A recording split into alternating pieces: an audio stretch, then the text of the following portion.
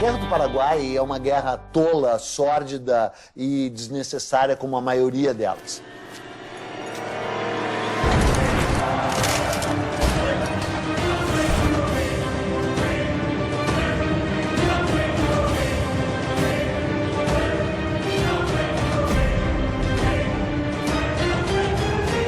Uma guerra, a primeira vítima é a verdade.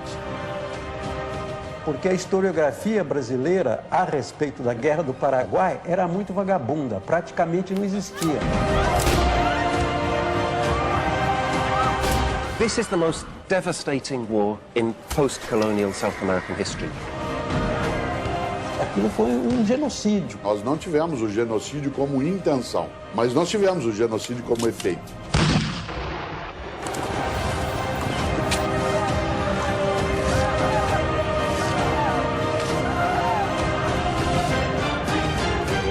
História é escolha.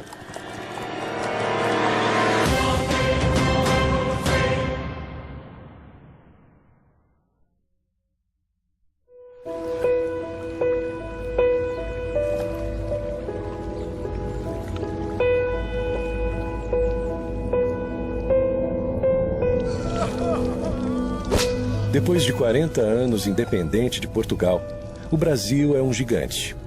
Rural, pobre, analfabeto e escravo.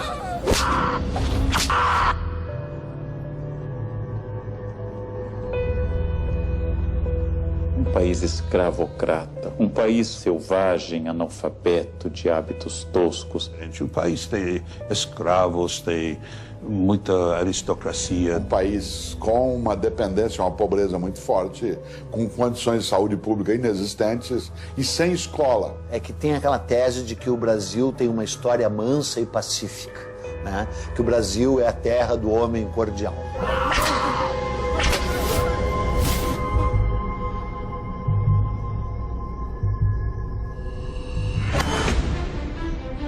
Em 1864, o Brasil é uma monarquia controlada por um homem de 38 anos, que está no trono desde os 14. Dom Pedro II. Apresenta-se Dom Pedro como um homem muito culto, mas ele é um homem muito despreparado. Quer dizer, você vê que é um homem a quem falta polimento, né? A quem falta todas as normas de civilidade. É um caipirão brasileiro. Pedro é um homem que tinha ideais e projetos, mas de fato não tinha vocação de governo. O Brasil enfrenta uma grave crise econômica e o sul do país começa a trazer notícias preocupantes. O sul do Império Brasileiro faz fronteira com 3 repúblicas: Uruguai, Argentina e Paraguai. O Uruguai está em guerra civil. Brasil e Argentina se unem para colocar o uruguaio Venâncio Flores no poder, beneficiando os comerciantes de Buenos Aires e os fazendeiros gaúchos, só que bloqueando a saída do Paraguai para o mar.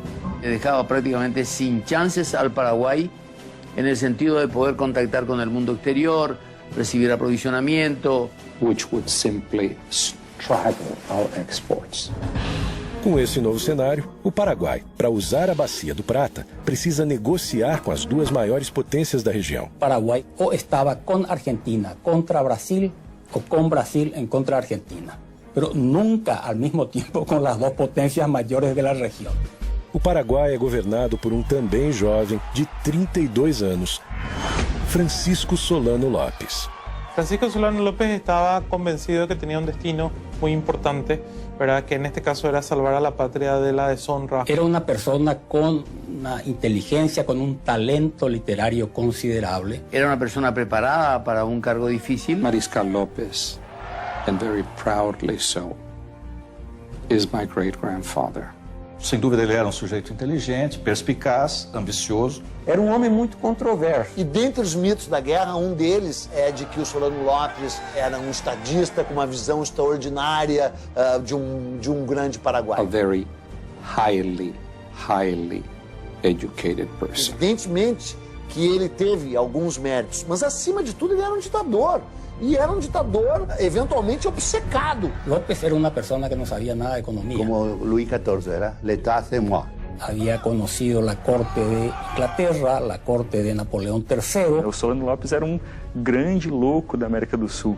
Ele tinha sonhos de ser um Napoleão. This was a leader who had a certain vision of Paraguay. He had a certain vision of his own wisdom and his own strength, which was quite divorced from reality. Mas tu quer me dizer que o cara ia criar um paraíso na Terra, o Solano Lopes? É uma piada, né? The war had one commander from the beginning to the end on the Paraguayan side. O Solano Lopes havia arregimentado as suas forças, dando-lhes a certeza de que lutavam pela liberdade, por uma causa justa e pela pátria. Então isso fazia com que eles fossem indômitos. He conducted the adventure as a military adventure. Nos últimos 10 anos, o Paraguai fez seu exército crescer de 10 mil homens para quase 100 mil combatentes. Construiu uma linha férrea, a primeira da América do Sul, para ligar a capital a um campo militar. E também a primeira linha de telégrafo para se comunicar com a sua principal proteção no Rio Paraguai, o Forte de Humaitá.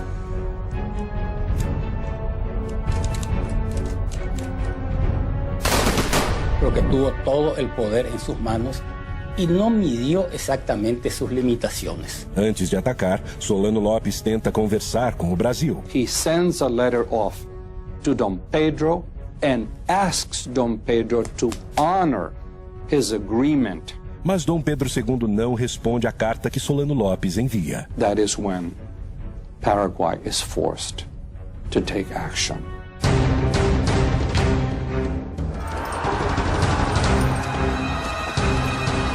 Pela primeira vez em sua história independente, o Brasil tem seu território invadido.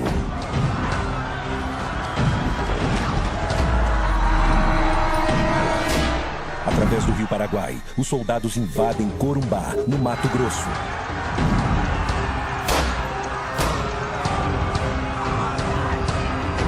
De hecho, los paraguayos cometieron abusos en territorio brasilero y argentino. O exército paraguaio avança, deixando um rastro de destruição por onde passa. Os generais levam junto as suas esposas, que aproveitam para saquear as casas no caminho. Os invasores paraguaios de Mato Grosso saquearam, levaram a população civil forçada para Assunção, porque o Mato Grosso estava indefeso. Você não tinha força do exército Mato Grosso.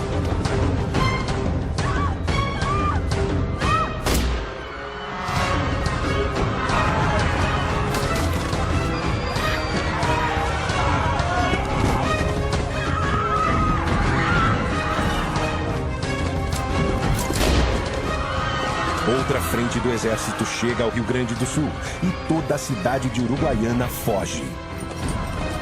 O Paraguai invade o Brasil, mas é só o começo. A partir de agora, metade de um continente vai entrar em guerra.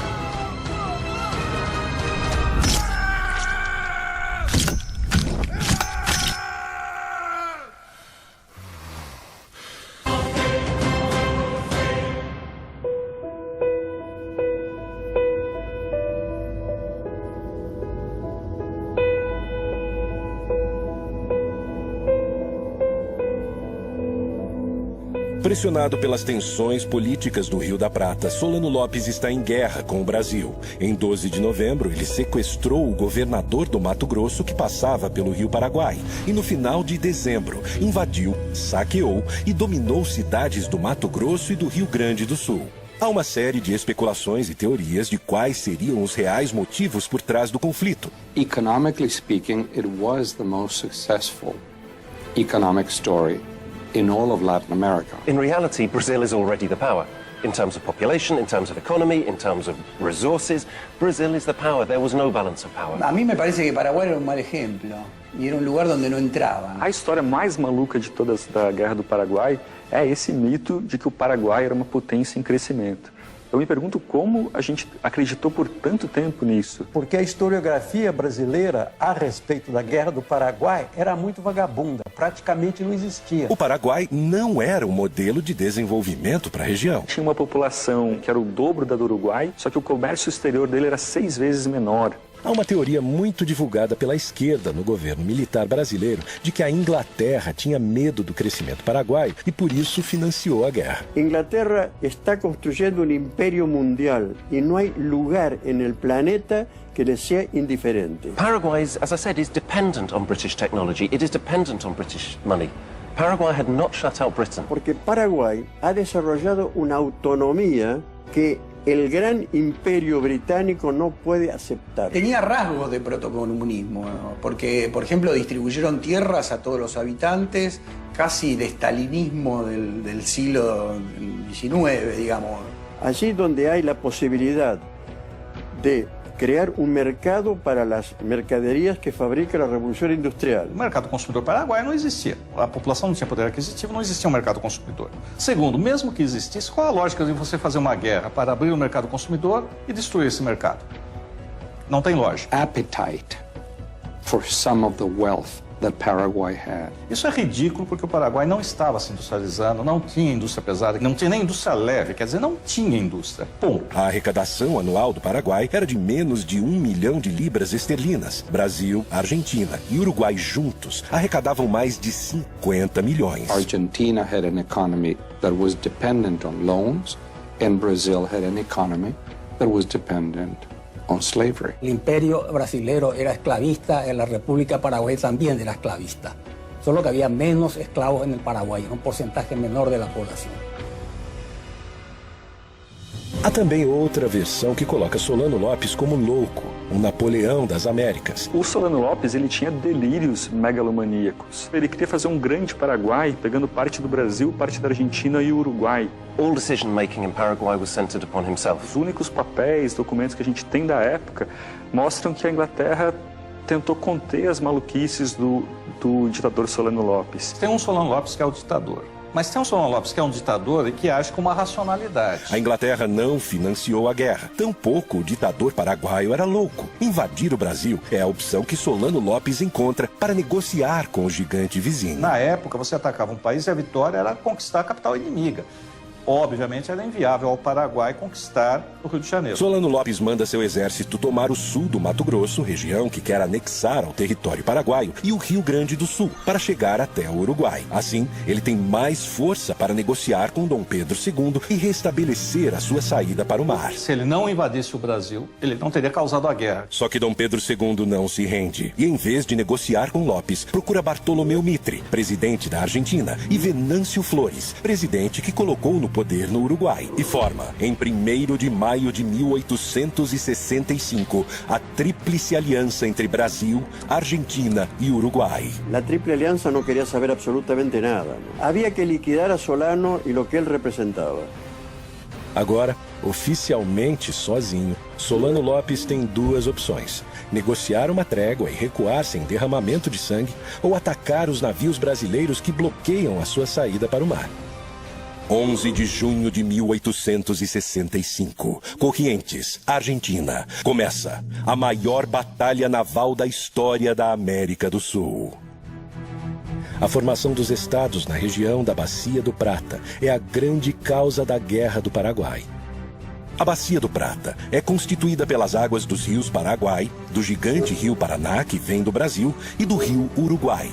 O grande problema de Solano Lopes nesse momento é que os navios brasileiros comandados pelo almirante Barroso bloqueiam sua saída para o mar, o que causará a morte econômica do Paraguai. Então o Paraguai vai ser um prisioneiro geopolítico do Porto de Buenos Aires, aliás, até avançado o século XX. A esquadra brasileira protege o Rio Paraná com 9 navios de guerra, totalizando 58 canhões e 2.000 homens. O Paraguai só tem um navio de guerra, mas improvisa e adapta outros 8 navios mercantes com bocas de fogo. Lopes conta ainda com 6 balsas chamadas de chatas. O formato dessas embarcações é uma vantagem, pois os canhões ficam no mesmo nível do rio e fora do alcance da artilharia brasileira. Foi mesmo um jogo de xadrez aquático ali, que o Paraguai fez a aposta errada e foi uma guinada nos rumos da guerra, né?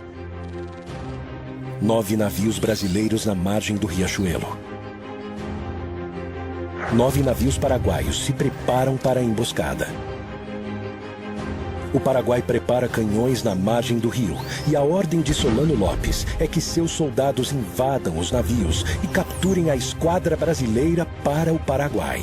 O Paraguai tinha que acertar 100% e o Brasil errar 100%. Então os navios estavam imobilizados, não tinham como se mover e boa parte da tripulação estava dormindo.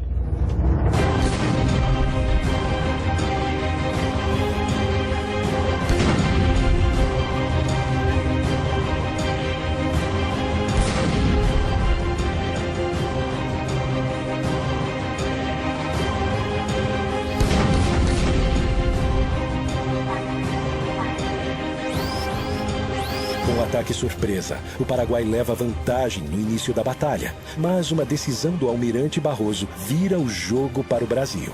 Inspirado pelo Ariete, uma antiga máquina de guerra usada para romper muralhas e fortalezas, Barroso aproveita as embarcações brasileiras revestidas de aço para estraçalhar a esquadra inimiga. Ele parte para cima dos vapores paraguaios e muda o rumo da batalha.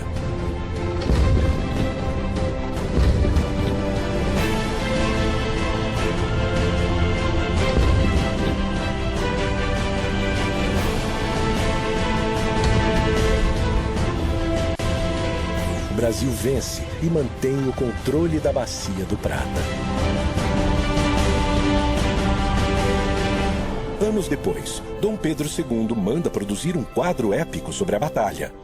E embora o quadro seja maravilhoso, ele cheira mofo historiograficamente falando, né? Não foi assim que as coisas se passaram ali. Toda a história é fabricada. O Dom Pedro espertamente tentou fabricar a história brasileira, a sua versão oficial, que a gente continua acreditando até hoje, né?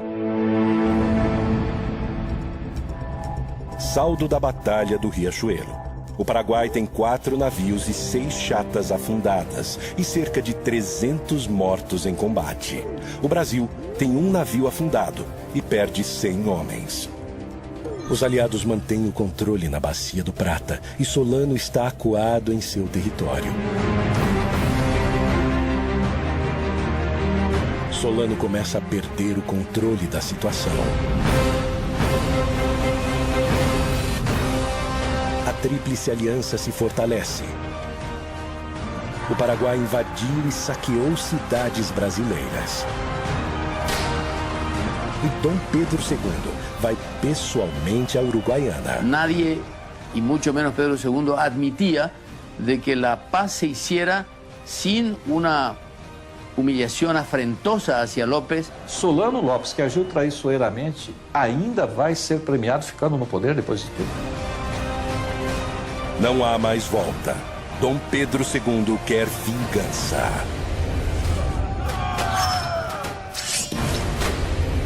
Quem vai invadir o Paraguai agora é o Brasil.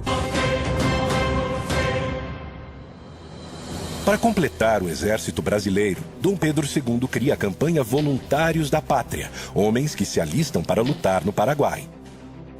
Então, além de tudo, é uma guerra lutada por ex-escravos, escravos libertos, indígenas e voluntários da pátria, né? Porque voluntários da pátria é uma piada sensacional, né? O próprio imperador se nomeia voluntário da pátria número 1. Mas todos esperavam que fosse uma guerra como tinha sido sempre, né? Durava alguns meses e aí acabava. Quando a guerra se estendeu, as condições difíceis, não tinha perspectiva de fim. Então aí realmente a resistência à guerra foi muito grande. E esses soldados iam sem nenhuma preparação. Iam para a guerra assim como bucha de canhão, porque eram muitos, podiam morrer. Quem quer ir a uma guerra que não significa nada, que nunca escuchó hablar de algo que se llama Paraguay, hay que colocarse en la mentalidad del pueblo de aquella época. Es lo que se llamaba, en castellano se llama carne de cañón.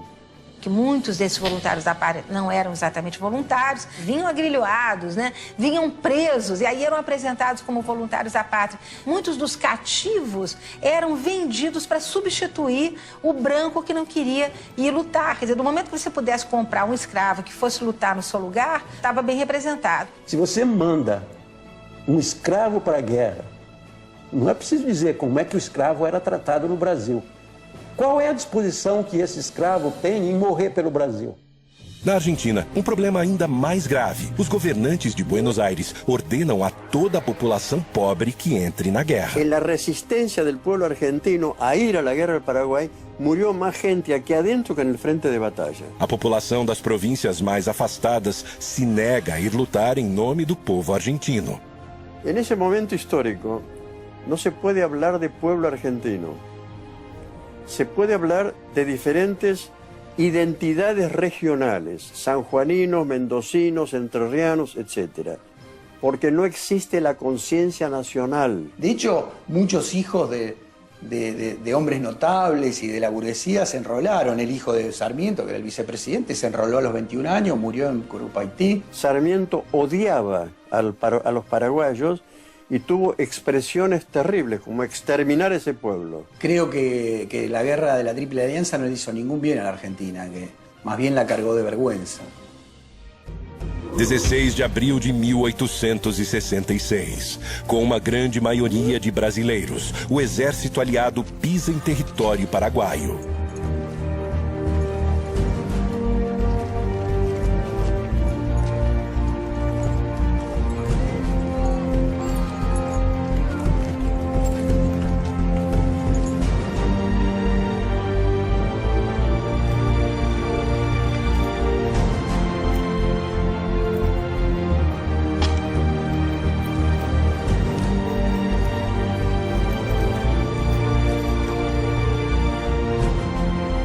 O Brasil, sem sofrer resistência, monta seu acampamento militar.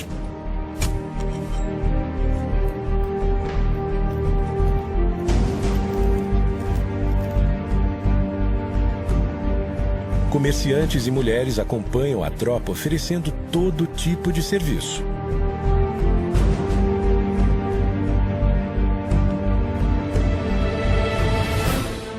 Mas o Paraguai não se rende e quer expulsar os invasores.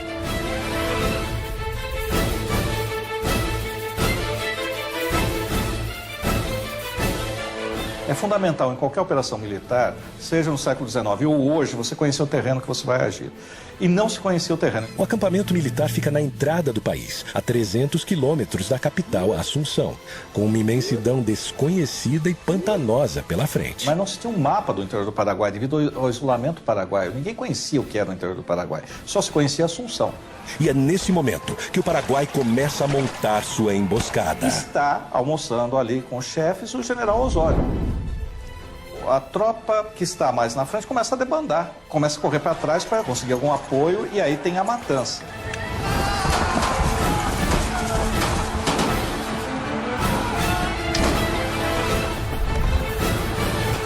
Em 24 de maio de 1866, os paraguaios invadem o acampamento brasileiro. E tem início a maior batalha da Guerra do Paraguai, a Batalha de Tuiuti.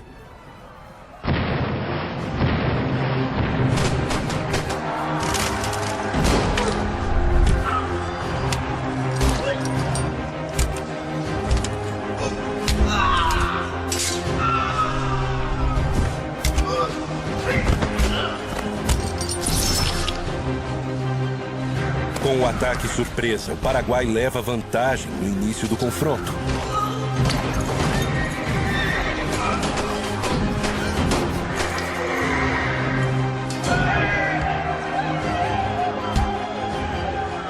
Solano Lopes manda 3 tropas atacarem simultaneamente, uma frontal e 2 pelos flancos.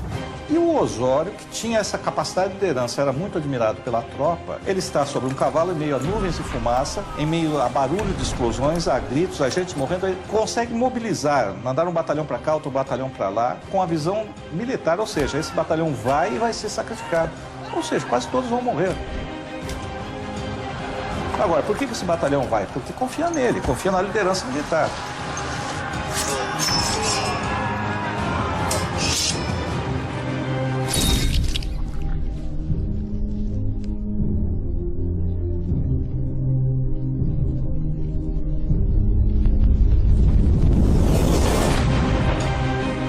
Então ele consegue distribuir e consegue reverter a guerra. Que o centro da resistência aliada vai ser os canhões da artilharia que estão colocados um pouco à frente do quartel-general.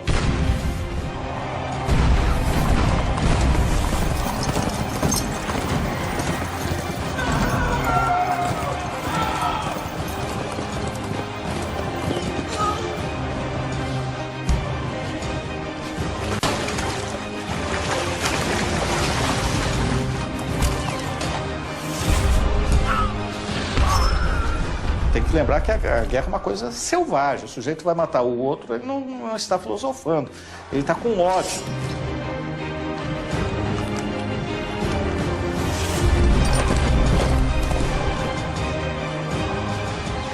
mas ali morrendo no charco, morrendo no pântano, chafurdando, literalmente chafurdando, estavam povos e etnias que não tinham nada a ver com aquilo diretamente.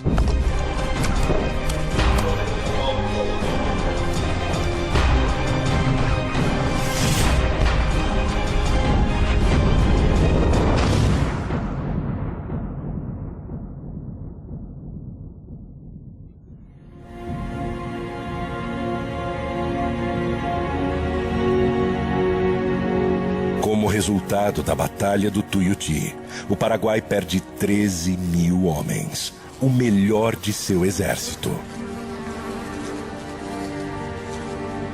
Os aliados, juntos, perderam 4 mil homens. Mas não há motivos para comemorar.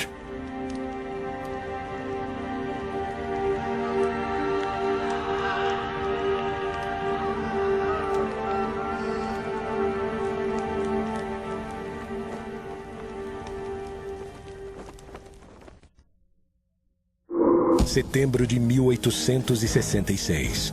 O Brasil continua acampado em Tuiuti e o Paraguai se protegendo no quadrilátero em volta da fortaleza de Humaitá. O Brasil teve que lutar contra uma fortaleza que ele próprio tinha construído para os paraguaios, né? E que se sabia inexpugnável. A fortaleza de Humaitá é a grande proteção do Rio Paraguai. Para chegar em Assunção, é preciso passar por ela.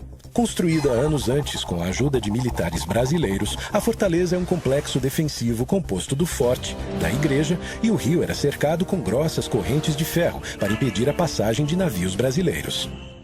Mas a fortaleza de Humaitá não é o maior obstáculo que o exército brasileiro tem pela frente. Em todos os casos, a maior parte das mortes foi causada não em combate, mas foi causada por cólera, por doenças, fome e frio. As condições dos hospitais militares são péssimas, desumanas, sem nenhuma estrutura. E brigas e indisciplina no acampamento são frequentes. Não há liderança. Dom Pedro II já está de volta ao Rio de Janeiro. Eu lembro um aspecto importante que as pessoas costumam esquecer. É o início da fotoreportagem. Os jornais todos vão publicar fotografias. Tem fotografias que sofrem, entre aspas, Photoshop. Quer dizer, parece que o Dom Pedro está no campo de batalha, mas não está. A fotografia foi tirada no estúdio. Aí botam ele lá no campo de batalha. A guerra parece ter chegado a um impasse, mas Dom Pedro II guarda uma surpresa, um novo aliado que irá redesenhar os rumos da guerra. 2 anos de guerra. O Brasil continua preso em seu acampamento e o Paraguai se fortalecendo em Humaitá. As condições do exército estão lastimáveis. Vai entrar em cena o maior militar brasileiro da história. É um homem que se transformou no único duque que o segundo reinado produziu. Duque de Caxias. E aí ele chega para pôr ordem na casa. E a primeira coisa que ele tem que fazer é restabelecer a disciplina. Por exemplo, os hospitais estão lotados, mas todos estão feridos. Aí ele descobre que 1/3 que está lá está simulando doenças. O Duque de Caxias dizia para quem quisesse ouvir que o exército brasileiro não tinha armas, estava despreparado e ia enfrentar um clima totalmente hostil. Os que foram para a guerra eram civis e contra a vontade em grande parte. E não tinham experiência militar. Então Caxias teve que treinar civis para a guerra, em plena guerra com o inimigo na frente. E ele vai remontar, vai disciplinar o exército, vai rearmar o exército, vai inovar. Para observar as posições paraguaias, Caxias manda trazer dos Estados Unidos balões de observação usados na recém-acabada Guerra Civil Americana. E o projeto mais ousado de todos, usando prisioneiros paraguaios, ele improvisa uma locomotiva e um trilho de 25 quilômetros de extensão para auxiliar na logística da guerra.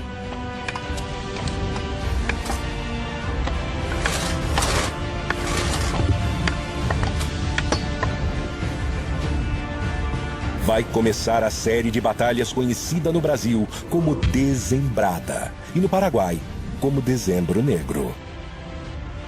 Caxias precisa tomar Assunção e para isso conta com 20 mil brasileiros e 5 mil argentinos. O Paraguai protege a capital com 5 mil homens.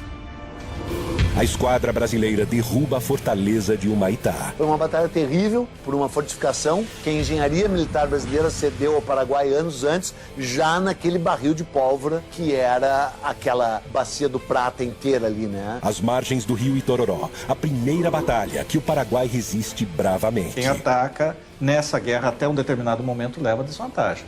Porque o terreno não era favorável ao ataque, era favorável à defesa. 5 dias depois, Caxias avança sobre o rio Havaí, numa batalha épica, retratada posteriormente por Pedro Américo. Por fim, em Lomas Valentinas, Caxias destrói o que resta do exército paraguaio. Depois de um tempo, virou a guerra do Brasil contra o Paraguai.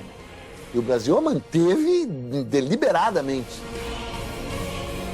1º de janeiro de 1869, Caxias toma a capital Assunção.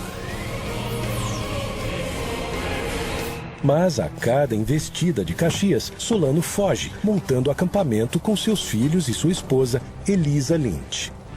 A irlandesa Elisa Lynch é a primeira dama do Paraguai. Ela acompanha Solano Lopes em quase todos os momentos da guerra. Ajuda com suas habilidades de enfermagem, mas não abre mão do seu luxo, nem nos acampamentos militares. Se conhecia o arte del buen vivir, la frivolidad, las expresiones estético-culturales, etc.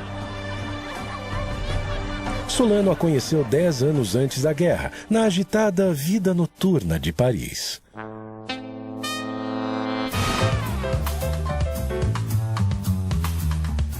Solano Lopes era o jovem diplomático mais rico em Paris. Era o grande momento das cortesanas e também das prostitutas. Os inimigos apontam ela como prostituta. E ela vivia do quê? Certo, então ela é acusada de prostituta.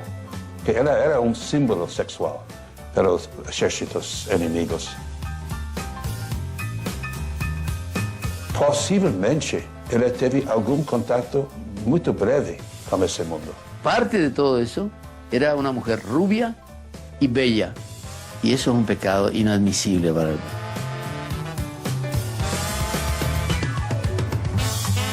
Até onde a gente sabe, Solano Lopes não teve uma relação de fidelidade com ela, não foi uma relação de monogamia. Num primeiro momento, talvez ela fique interessada por ele, pelo exotismo, mas no segundo momento eu acho que realmente ela se apaixona por ele e realmente é uma relação real, certo? Não é uma relação por interesses monetários, embora ela tenha saído rica dessa relação. Anos depois da guerra, Elisa escreve um manifesto onde se defende das acusações sobre o seu passado. Durante largo tiempo quedé en profundo silencio, aunque mi nombre ha sido explotado durante años por ciertas personas que me tenían como un prototipo de la prostitución y del escándalo, como si fuera una bestia humana que se complace e se deleita com o extermínio de uma sociedade. No mesmo manifesto, ela faz uma lista e reivindica a posse das terras que comprou enquanto primeira-dama. Só não explica com que dinheiro conseguiu comprar quase todo o Paraguai.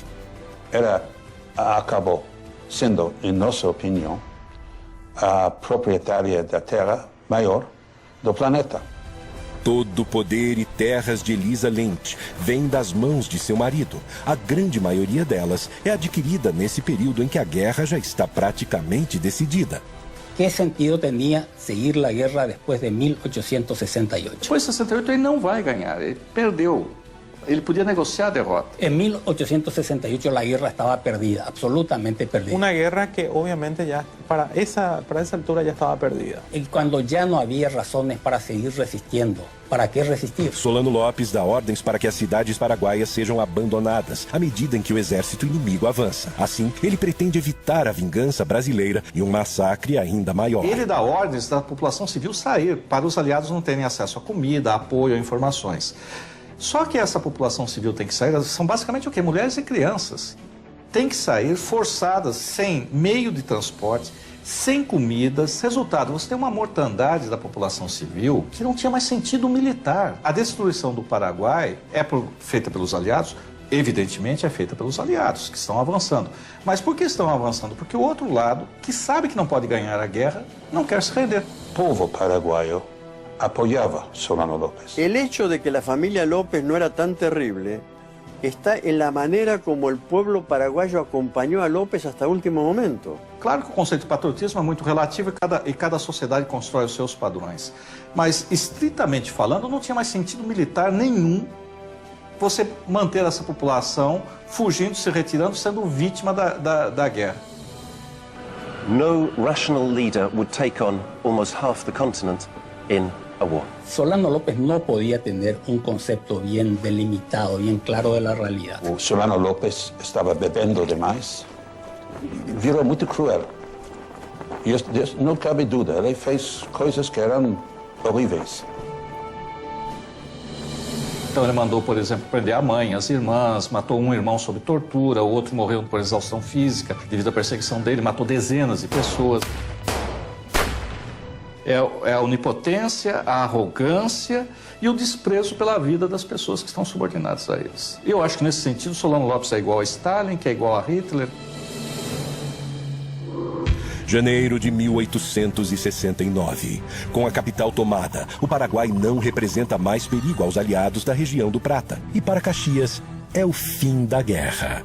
Tem uma frase do Caxias que diz que ele não era coveiro. Para vencer a guerra do Paraguai, como se pretendia, teria que matar o último paraguaio no ventre da sua mãe.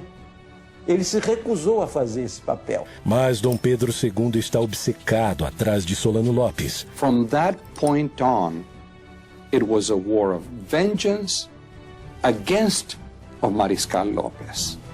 Sem Caxias, o comando vai para o seu genro, o francês Conde D. Nesse conflito, ficou claro o quão violento e eventualmente sanguinário até o Brasil pode ser. Enquanto continua sua fuga, Solano López usa o que sobrou da população para retardar o avanço brasileiro. Cumprindo ordens de Solano, o general Cabaleiro comanda crianças para lutar com o exército inimigo. Teve um grau de crueldade e violência do exército brasileiro, né, desmedido.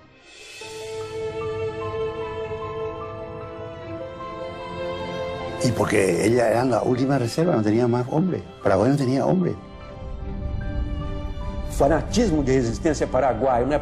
Manda crianças para lutar contra o exército e de como esse exército aceita a luta e mata essas crianças.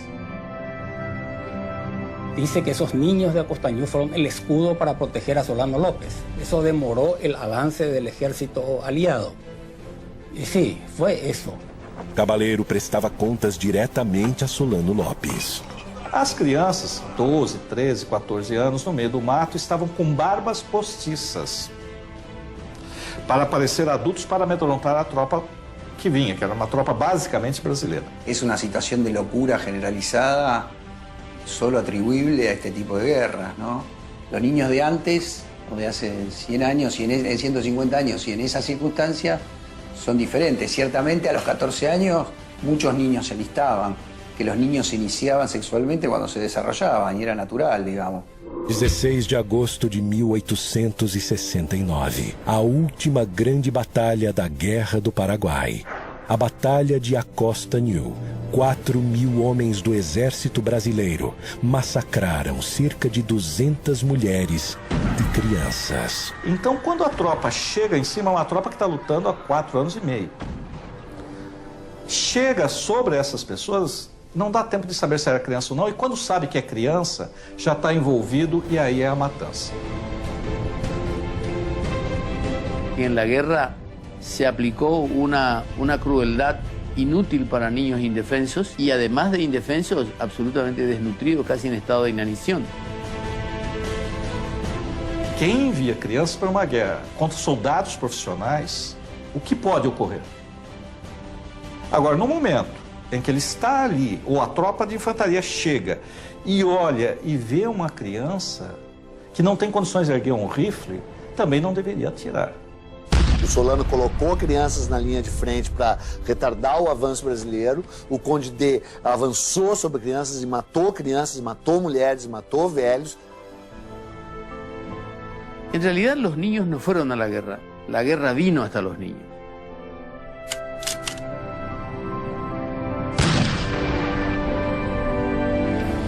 Só há culpados, não há inocentes nessa história aí, né?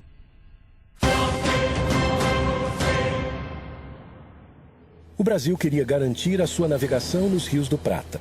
E o Paraguai também. Essa região sempre foi uma região conflagrada. O Solano Lopes desempenhou o papel do fósforo aceso no barril de pólvora. Solano Lopes invadiu e saqueou cidades brasileiras. Dom Pedro II quis se vingar. Dom Pedro, como se dizia na época, era uma luva de veludo escondendo uma mão de ferro. Batalhas nos rios, no pântano, contra todo tipo de adversário. E agora, o Paraguai está devastado. En una matanza absolutamente inútil que diezmó al pueblo paraguayo absolutamente. Os números mais fiéis indicam que o Paraguai tinha uma população em torno de 500 mil pessoas antes da guerra. Doenças e combates foram responsáveis por mais de 300 mil mortes, 60% da população. Do lado brasileiro, com uma população de 9 milhões de pessoas, morreram cerca de 75 mil brasileiros, menos de 1% da população. Toda a força dos países aliados destruiu o pouco que esse país agrário tinha. O nosso exército cometeu aquilo que eu chamei de genocídio. Tecnicamente pode até não ser, mas na prática, no sentimento que a gente tem e nos números da mortandade provocada, aquilo foi um genocídio. Olha, genocídio é forte demais, né? Embora se assemelhe a isso, né? Genocídio é uma coisa, massacre é outra. Fue realmente una catástrofe demográfica. Estamos hablando de 300.000 personas, ¿verdad? 3 de cada 5 paraguayos murió a lo largo de 6 años. Quer dizer, o Paraguai é o maior perdedor, sem dúvida nenhuma. História é escolha. Chamar de genocídio dependerá do momento. Usá-lo com propriedade, no meu entender, em relação à Guerra do Paraguai, de onde foi a intenção, jamais. Onde nós chegamos, sem dúvida. Para a conquista ser completa, Dom Pedro II ainda precisa encontrar Solano Lopes. Mas sua busca está próxima do fim. 1º de março de 1870. Acampamento de Cerro Corá, norte do Paraguai. Porque a ordem que o imperador tinha dado e o objetivo da guerra não era matar Solano Lopes, era retirá-lo do poder. A very macabre scenario on the battlefield of Cerro Corá. É um caos ali, fogo, fumaça, gritos, é tudo muito rápido. Ele tenta fugir a cavalo. E o Chico Diabo, o nosso cabo, lançou. O cabo Francisco Lacerda fere a virilha de Solano Lopes e um tiro brasileiro mata o seu filho, Pantito Lopes. Elisa Lynch se enrola em uma bandeira britânica e consegue sobreviver.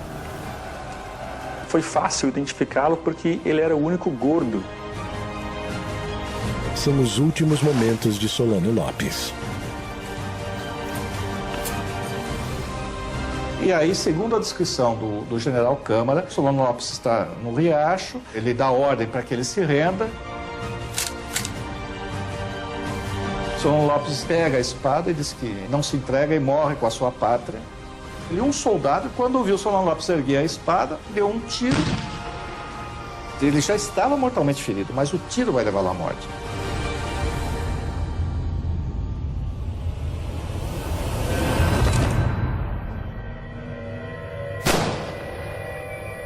Um verdadeiro patriota leva a sua pátria ao fim. Faltava perguntar se a pátria queria morrer com ele. E chega ao fim a Guerra do Paraguai.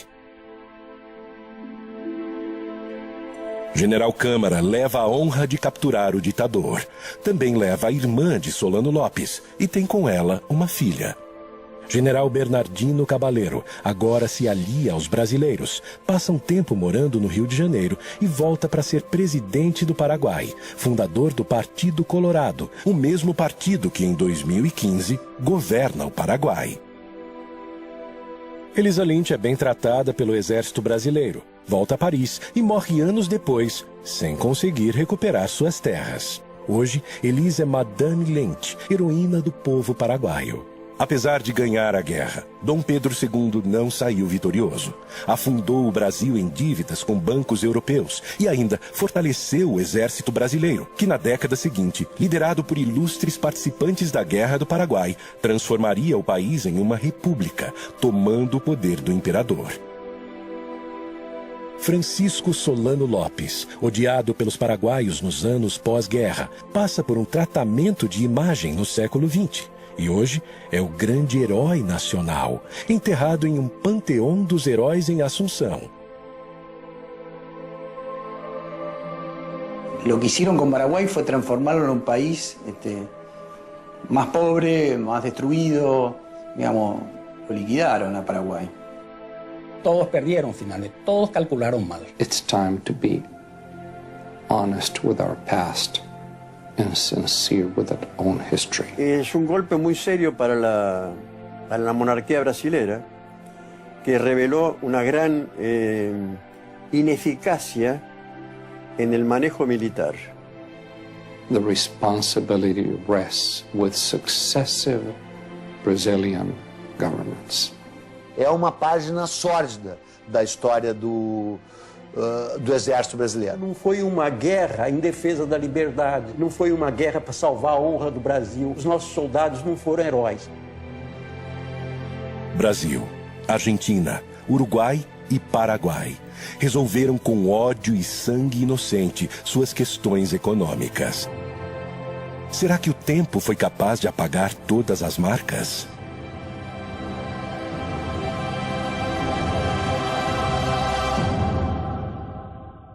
Talento literario considerable. Era una persona preparada para un cargo difícil. Mariscal Lopes, and very proudly so, is my great-grandfather. Sem dúvida, ele era um sujeito inteligente, perspicaz, ambicioso. Era um homem muito controverso. E dentre os mitos da guerra, um deles é de que o Solano Lopes era um estadista com uma visão extraordinária de um grande Paraguai. A very highly educated person. Evidentemente que ele teve alguns méritos, mas acima de tudo ele era um ditador. E era um ditador eventualmente obcecado. López era una persona que no sabía nada de economía. Como Luis XIV, era l'état c'est moi. Había conocido la corte de Inglaterra, la corte de Napoleão III. O Solano Lopes era um grande louco da América do Sul. Ele tinha sonhos de ser um Napoleão. This was a leader who had a certain vision of Paraguay. He had a certain vision of his own wisdom and his own strength, which was... A Guerra do Paraguai é uma guerra tola, sórdida e desnecessária como a maioria delas.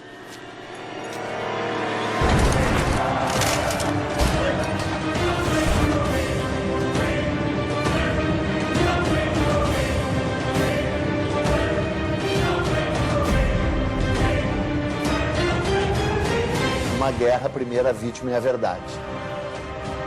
Porque a historiografia brasileira a respeito da Guerra do Paraguai era muito vagabunda, praticamente não existia. This is the most devastating war in post-colonial South American history. Aquilo foi um genocídio. Nós não tivemos o genocídio como intenção, mas nós tivemos o genocídio como efeito.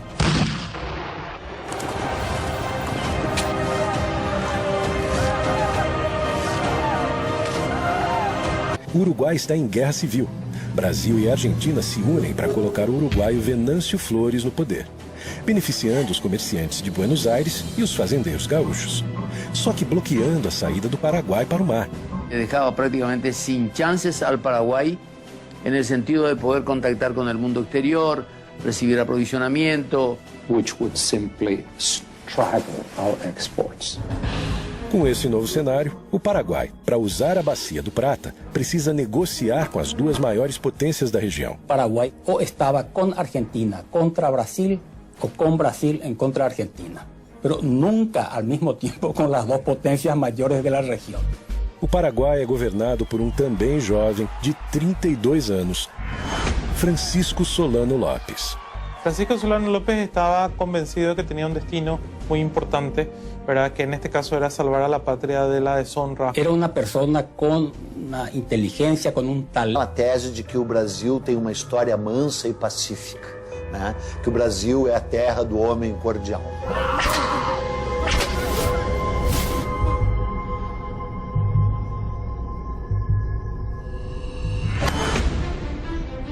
Em 1864, o Brasil é uma monarquia controlada por um homem de 38 anos, que está no trono desde os 14. Dom Pedro II. Apresenta-se Dom Pedro como um homem muito culto, mas ele é um homem muito despreparado. Quer dizer, você vê que é um homem a quem falta polimento, né? A quem falta todas as normas de civilidade. É um caipirão brasileiro. Pedro é um homem que tinha ideais e projetos, mas de fato não tinha vocação de governo. O Brasil enfrenta uma grave crise econômica e o sul do país começa a trazer notícias preocupantes. O sul do Império Brasileiro faz fronteira com 3 repúblicas: Uruguai, Argentina e Paraguai. História é escolha.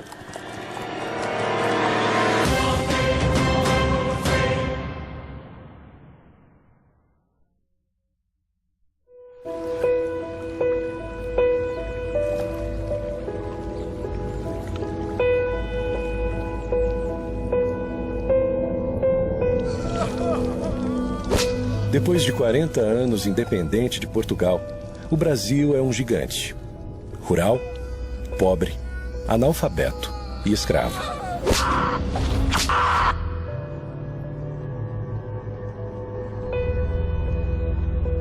Um país escravocrata, um país selvagem, analfabeto, de hábitos toscos.